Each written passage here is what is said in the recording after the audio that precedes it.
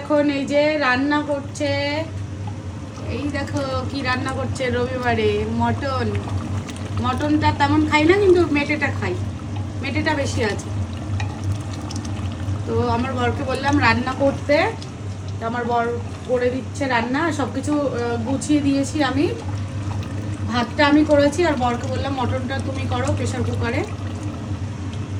তো এখনো হয়নি। কেমন লাগছে রান্না করতে? তাকাও। ভালোই লাগছে। দেখো এই যে কাঁচা লঙ্কা দিয়েও খেতে ভালো লাগে, কিন্তু সবসময় যে গুঁড়ো গুঁড়ো মশলা বা শুকনো লঙ্কা বেটে রান্না করলে যে ভালো লাগবে এমন না। পুরো সিম্পল সুন্দর লাগবে। সিম্পল রান্নাই ভালো লাগে বেশি। তো রান্না করো, এখনো তো হয়নি। আর আমরা তো প্রেশার কুকারে রান্না করলে যে ঝম করে কষিয়ে জল দিয়ে ঢেকে সিটি মেরে দেবো তেমন না।